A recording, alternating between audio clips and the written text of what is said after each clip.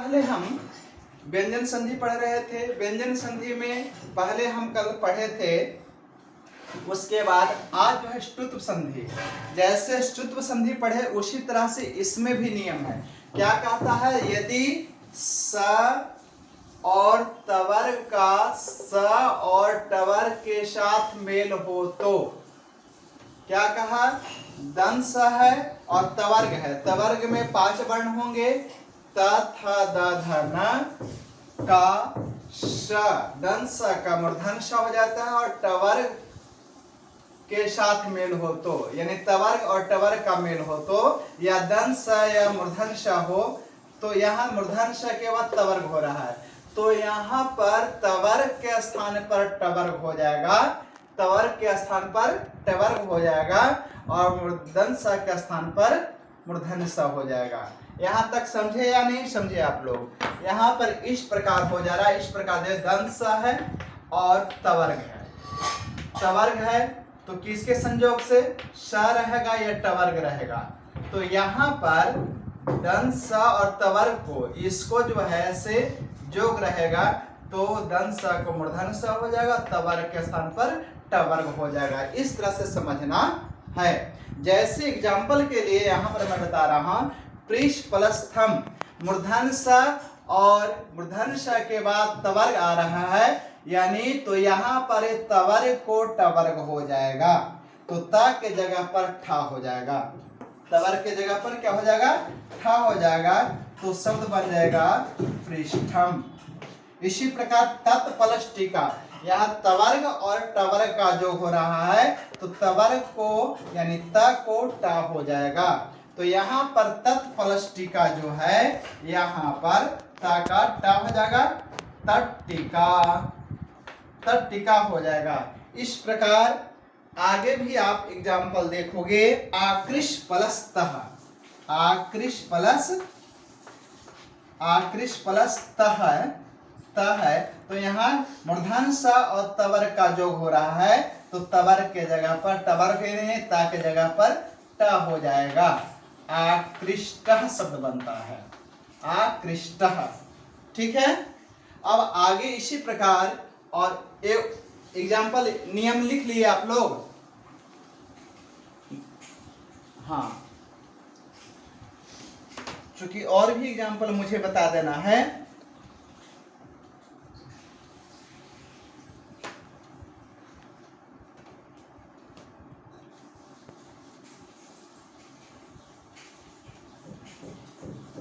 आप देखोगे आगे यहाँ पर धनुष प्लस टंकार, अपने से बताओगे क्या होगा? यहाँ पर धनुष है और टंकार शब्द है तो यहाँ पर किसका किसका जोग हो रहा है? दंस के बाद टवर्ग आ रहा है तो दंस को क्या हो जाएगा? दंस का क्या हो जाएगा? दंस और टवर्ग का जोग हो रहा है तो दंस को क्या हो जाएगा? मूर्धन्य श हो जाएगा। तो यहाँ पर धनुष टंकारः, ठीक है, धनुष टंकारः हो जाएगा। हाँ, और एग्जाम्पल मैं बता रहा हूं। अब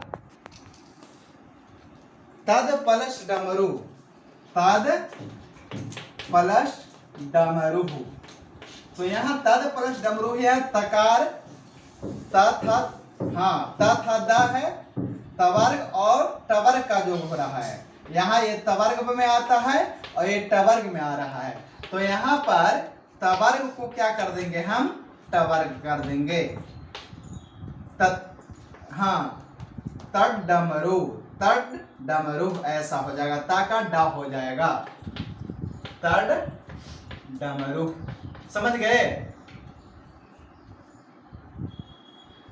ता को टा, तवर्ग को टवर्ग, तवर्ग में तवर्ग कहने से ता था दा धा ना, ता था दा धा ना, ये तवर्ग कहने से 5 वर्ण का बोध होता है, टवर्ग कहने से 5 वर्ण का बोध होगा। ट ठ ड ढ ण, है ना।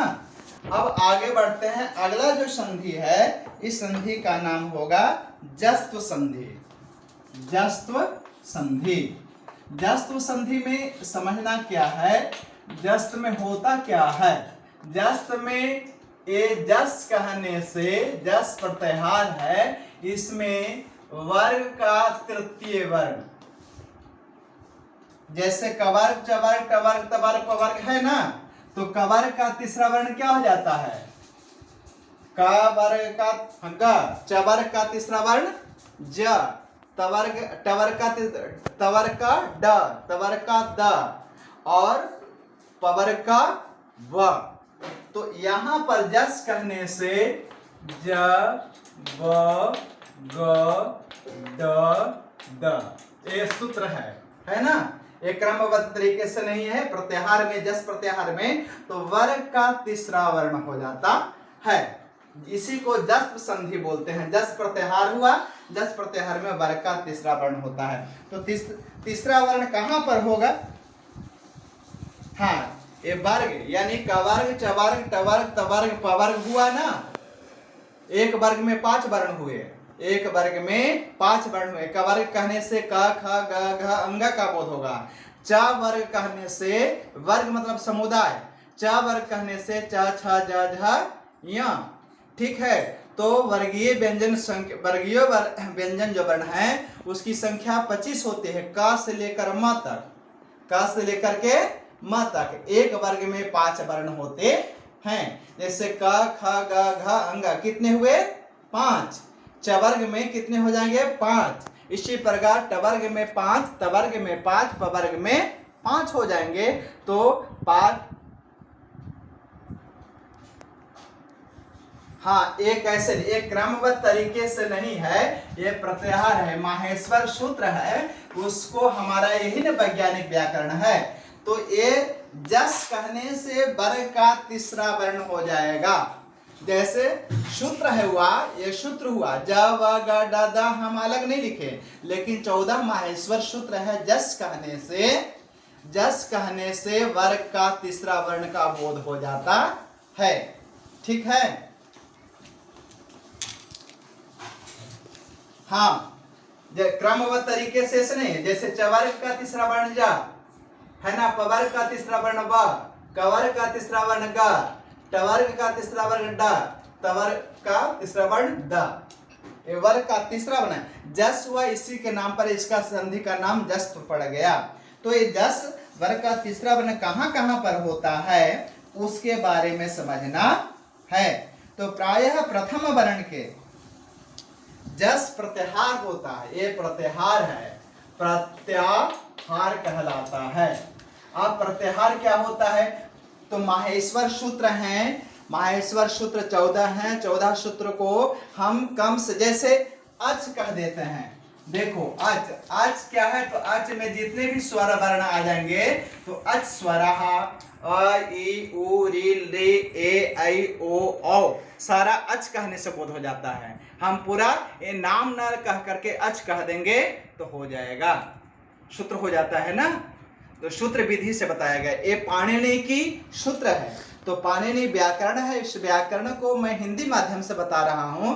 अब केवल इसके सूत्र क्या है, पदांते झलाम जशः स्युः सूत्र है। तो ये सूत्र को तो अच्छी तरह से समझ नहीं पाओगे, अब इतना कह देंगे तो बताओगे सर जस क्या है, झल क्या है, ये मैं नहीं समझ पा रहा हूं, इसलिए मैं अलग अलग वर्णों को बता रहा हूं। इन वर्णों के बाद ये सारे वर्ण आएंगे तो इसका यह हो जाएगा, ये कहना है मुझे। तो उतना गहराई में तुम्हें नहीं जाना है। तो जस कहने से वर्ग का तृतीय वर्ण हो जाता है, कब होगा वो समझना है। तो कहता है यदि किसी वर्ग के प्रथम अक्षर के बाद कोई स्वर किसी वर्ग का तीसरा चौथा पांचवा वर्ण या आए तो प्रथम अक्षर को अपने ही वर्ग का तीसरा वर्ण हो जाता है। क्या कहा, अब देखो यदि वर्ग के प्रथम अक्षर के बाद, वर्ग के प्रथम अक्षर समझ रहे हो ना, यदि वर्ग के प्रथम अक्षर के बाद वर्ग का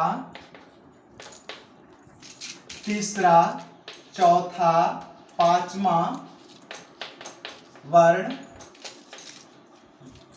पांचवा वर्ण, वर्ग का तीसरा, चौथा, पांचवा वर्ण, कोई भी स्वर, कोई भी स्वर वर्ण हो जाएगा। स्वर वर्ण य व र ल ह हो तो प्रथम वर्ण का अपने ही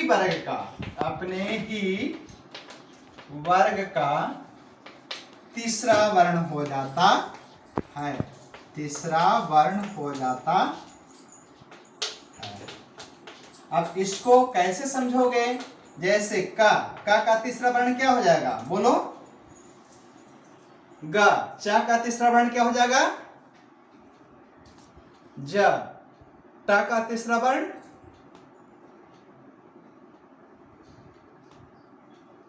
हाँ पा का बा हो जाएगा। टा का ड। टा का क्या हो जाएगा? ड। और ता का क्या हो जाएगा? द।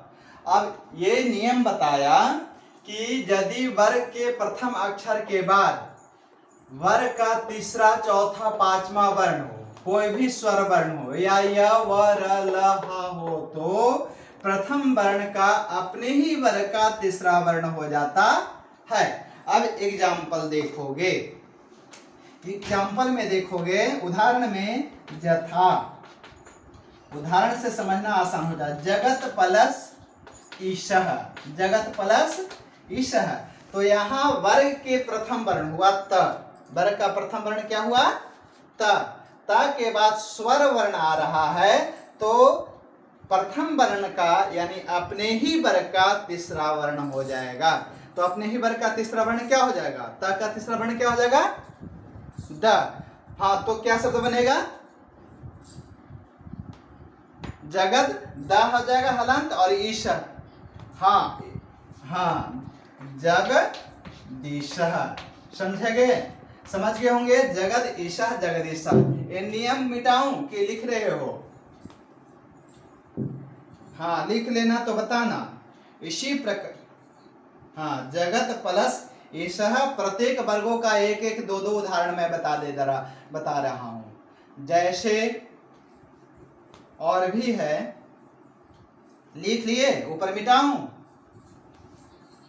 हाँ, अब देखो स्टूडेंट्स, यहां पर क्या होगा? एग्जाम्पल मैं सभी वर्गों का दे रहा हूं, ठीक है? अब देखो जगत ईशा, अब कवर का दे रहा हूं। वाक है, वाक मतलब वाणी होता है, और ईशा है। वाक है और ईशा है, तो क्या हो जाएगा? वाक वागीशा, वाणी की देवी बागीशा हो जाएगा। वाक प्लस ईशा बागीशा। अब देखोगे अगला उदाहरण जस्व संधि का, सट प्लस आननः। क्या हुआ? और टवर के बाद स्वर बना रहा है आननः, यहां पर क्या हो जाएगा? षट प्लस आननः। बोलो। हाँ, ट का क्या हो जाएगा? ड हो जाएगा, और आ मिला लोगे तो सडाननः, जिसका 6 मुख है, सडानन कहलाएगा, है ना? सडानन कहलाएगा। का तो उदाहरण मैं बता दिया। का उदाहरण। अब देखो चा का उदाहरण, अच प्लस अंतः। अच प्लस अंतः क्या कहलाएगा? अजंतः। अजंता हो गया ना? अच प्लस अंतः अजंतः। अप प्लस जह, अप प्लस जह क्या हो जाएगा? अप प्लस जह अवजह, अप प्लस जम अवजम, है ना? अप प्लस जम अवजम हो जाएगा। तो सभी वर्गों का एक एक एग्जाम्पल मैं बता दिया। वर्ग का बता दिया, चवर्ग का बता दिया, टवर्ग का बता दिया, तवर्ग और पवर्ग का। समझे या नहीं समझे? समझ गए होंगे। आगे बढ़े। हाँ आगे जो है, हाँ आगे जो है कहता है लत्व संधि, यानी ल हो जाता, ये नाम दिया गया लत्व संधि। लत्व संधि व्यंजन संधि में ही लत्व संधि नाम दे दिया गया। तो अब क्या होगा, इसमें यह देखना है कि यदि तवर्ग के बाद परे ल हो तो तवर्ग को यानी त को ल हो जाता है ना। तवर्ग के बाद ल हो तो तवर्ग का ल हो जाता है। ये बहुत सिंपल है नियम, बहुत उलझाया हुआ नहीं है। अब देखोगे यहां पर तत् प्लस लयः, तत् प्लस लयः, तत् प्लस लीनः, तत् प्लस लीना। तो यहाँ पर ता के बाद ला रहा है, तो तो ता को क्या हो जा रहा है, ता को तल लयः हो जाएगा, तल लयः, तल लय हो जाएगा। और यहाँ पर तत् प्लस लीना है, तल लीना हो जा रहा है, तल लीना। समझ गए होंगे। उत प्लस लेखा, उत प्लस लेखा बताओगे क्या होगा, उल्लेख। समझ गए। आगे बढ़े।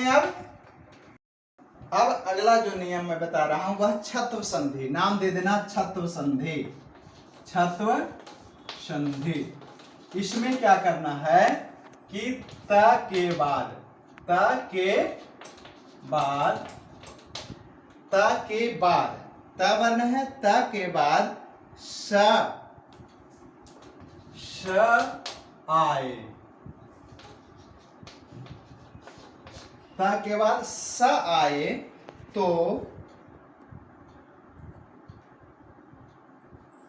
त को च,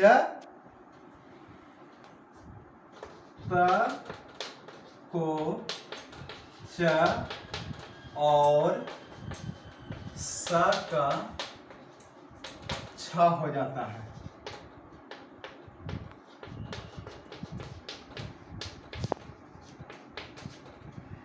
देखोगे क्या कहा यहां पर, कहा कि ता के बाद स, ता के बाद क्या आएगा, श आए तो ता को च और श का छ हो जाता है। अब देखोगे यहां पर एग्जाम्पल से समझोगे। तत् प्लस शिवः, तत् प्लस शिवः। तो यहां पर स्टूडेंट्स कहा कि त के बाद, त के बाद स आ रहा है, शिवा में श आ रहा है, तो त को क्या हो जाएगा, च हो जाएगा, और श का क्या हो जाएगा, छ हो जाएगा। यानी त को हम च कर देंगे और स को क्या, त को, तो इस प्रकार होता है। तत् छिवा हो जाता है, तत् छिवा हो जाता है। इसी प्रकार तत् प्लस श्लोकम, तत् प्लस श्लोकम क्या हो जाएगा, यहाँ पर ता को चा करेंगे, तच और श को क्या करेंगे, छ कर देंगे, तत् श्लोकम हो जाएगा। समझ गए आप लोग, लगता है आप लोग बढ़िया से समझ गए होंगे। तत् प्लस शरणम, तत् प्लस, तो यहां पर क्या हो जाएगा, तच क्षरणम, क्षरण हो जाएगा ना। आगे बढ़े।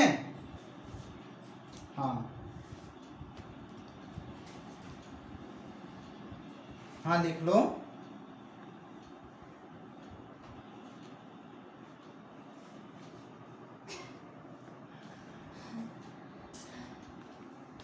आगे आगे जो बता रहा हूं मैं,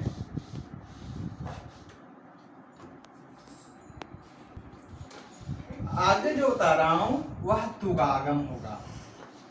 तुगागम, ता का आगम तुगागम होगा। ता का आगम तुगागम कहलाता है।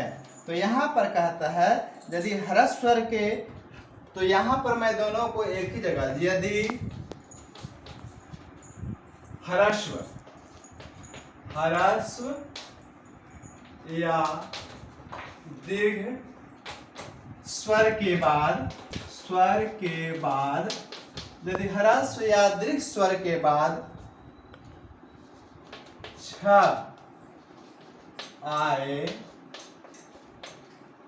तो यदि ह्रस्व स्वर या दीर्घ स्वर के बाद छ आए तो च का आगम होता है। च का आगम होता है। अब देखो आगम क्या होता है और आदेश क्या होता है, इसको समझना है।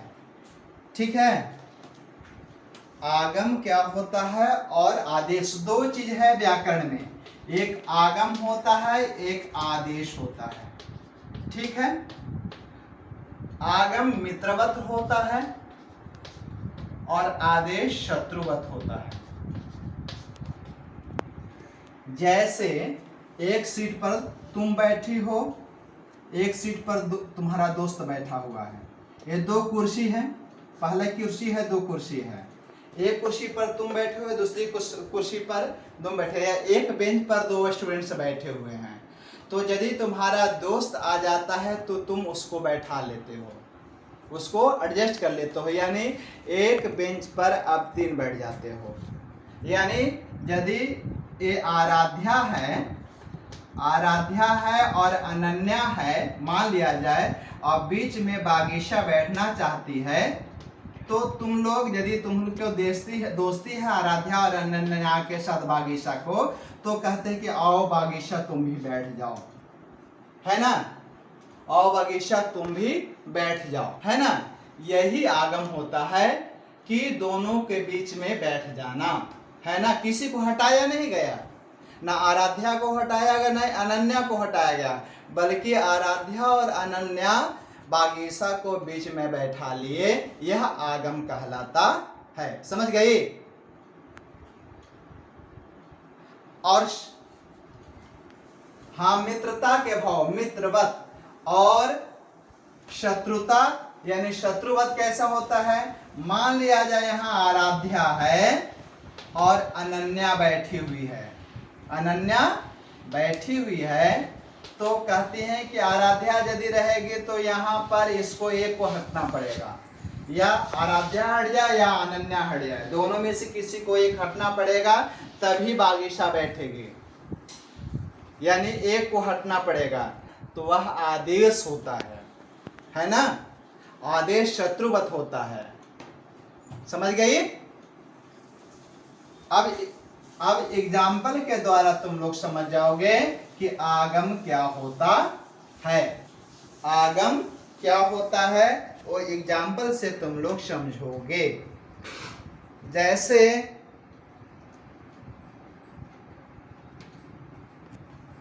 यहाँ पर तुगागम में, जैसे देखो, ह्रस्व स्वर के बाद अनु प्लस छेद, अनु प्लस छेद, ह्रस्व स्वर के बाद छ आ रहा है तो च का आगम होता है, च आ जाएगा, यानी दोनों के बीच में हाँ च जुट जाएगा, यही तुम्हारा आगम कहलाता है। तो न डिस्टर्ब ऊ को किया गया, ह्रस्व स्वर कहाँ है, ह्रस्व या दीर्घ स्वर, ये उकार जो है ह्रस्व उकार ही है ना, ह्रस्व उकार स्वर की जो मात्रा है, अ ह्रस्व हुआ, आ दीर्घ हुआ। देखो ह्रस्व और दीर्घ समझती हो ना, देखो ह्रस्व कौन कौन से होते हैं और दीर्घ कौन कौन से होते हैं। तो अ ह्रस्व हो गया, आ दीर्घ हो गया। इसी प्रकार ई हरस हो गया, दीर्घ ई हरस हुआ। इसी प्रकार उ हरस हुआ और दीर्घ उ दीर्घ हुआ, तो यही हरस और दीर्घ कहलाया ना। तो अनु में उकार जो है हरस हुआ, ठीक है। तो अनु प्लस छेद अनुच्छेद। इसी प्रकार बी प्लस छेद, बी प्लस छेद क्या बनेगा बताओ, विच्छेद। तो क्या हरस्व कहाँ है, वाह हलंत बी होता है। देखो वाह और ई को मिलाओगे तब ना बी होगा, तो अंत में क्या है हरस्व वर्ण आ रहा है ना, तो यहाँ पर विच्छेद हो जाता है, विच्छेद। इसी प्रकार तरु प्लस छाया, तरु प्लस छाया, तरु मतलब वृक्ष होता है और तरु प्लस छाया तरु छाया यानी वृक्ष की छाया। हाँ तरु छाया हो गया, समझ गए या नहीं समझे, समझ गए। अब देखो एक दो सवाल और मैं आपसे पूछ लूं, स्व प्लस छंद, स्व प्लस छंद तो क्या बनेगा बोलो, स्वच्छंद, क्या जुड़ जाएगा ना, स्वच्छंद हो जाएगा ना, समझ गए आप लोग, यानी यही आगम होता है। अब तो आगम समझ गए होंगे, इसमें हम किसी को डिस्टर्ब, स्व में अ है और छंद को डिस्टर्ब नहीं किया, दोनों रहा और दोनों के बीच में क्या आ गया, च आ गया, तो यही आगम होता है, आगम ये होता है। अब चलोगे रा का लोप और दीर्घ हो जाता है, और भी एग्जाम्पल बहुत सारे हैं, लेकिन सारे एग्जाम्पल और भी उदाहरण बहुत सारे नियम है, उन नियमों को ज्यादा उलझाने वाला नियम है, उस नियम की ओर मैं नहीं आपको ले जाऊंगा, ठीक है। जो हमेशा उपयोग होने वाला है वही नियम को मैं आपको बता रहा हूं। तो रा का लोप और दीर्घ हो जाता है, तो रा का लोप और दीर्घ नहीं बाबू, सब कुछ नहीं पढ़ना है ना, जितना व्याकरण है सब कुछ नहीं पढ़ना है, उसमें भी सीबीएसई कम कर देता है। जो मैं आप लोग को बता रहा हूँ यहाँ हम लोग को बांधा नहीं है क्या क्या पढ़ाना है, ऊपर में क्लास में आपको बांध देता है, जैसे स्वर संधि में इतना ही पढ़ना है, व्यंजन संधि में इतना ही पढ़ना है, वह बांध देगा कि जस्त पढ़ना है, रा का लोप और दीर्घ हो पढ़ना है तो इतना ही आपको पढ़ना है, इस तरह से बांध देगा तो सारे नियम आपको पढ़ने की आवश्यकता नहीं होगी, ठीक है। यहाँ हमको बांधा नहीं है इसलिए मैं बता रहा हूं। अब देखो रा का लोप और रा के बाद हो तो पूर्व रा का लोप, पूर्व रा का लोप, लोप समझते हो ना, लोप समझते हो, अच्छा। उससे पूर्व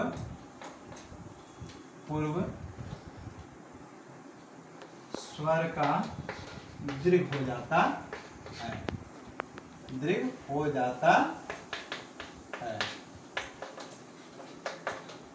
अब देखो लोप क्या होता है, लोप मतलब दिखाई नहीं देना, लोप का मतलब होता है दिखाई नहीं देना, लोप का मतलब क्या होता है दिखाई नहीं देना, है ना।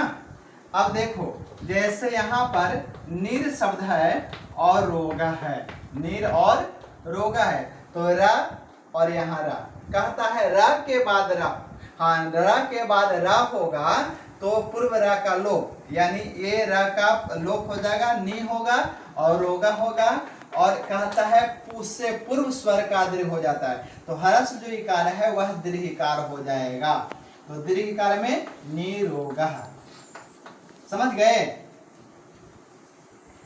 समझ गए ना। हाँ इसी प्रकार निर्पलस रसः, निर्पलस रसः क्या शब्द बनेगा बोलो, निर्पलस रसः, नीरसः, रस मतलब समझते हो ना, भोजन कैसा है तो नीरस है, इसमें कोई स्वाद है ही नहीं, है ना, नीरस मतलब वही ना होता है, कैसा है इसमें नीरस है, रस है ही नहीं, तो आम का मतलब क्या होता है जिसमें रस ही नहीं है, तो निर्पलस रसः नीरस हो जाता है। इसी प्रकार पुनर्पलस रमते, पुनर्पलश्रमते, पुनर्पलश्रमते। तो क्या हो जाएगा यहाँ पर बताओ? नहीं, रा का लोप, हाँ रा का लोप होगा और ह्रस्व स्वर का दीर्घ होगा, तो इसलिए पुनः हो जाएगा और रमते हो जाएगा, पुनः रमते। हाँ, निर्पलश्रवः, निर्पलश्रवः बोलो, निर्पल नीरवः, नीरव। रव मतलब क्या होता है जानते हो? रव मतलब आवाज होता है, नीरव मतलब आवाज रहित, है ना। तो ये आपका व्यंजन संधि में रा का रा और दीर्घ का लोप हो जाएगा।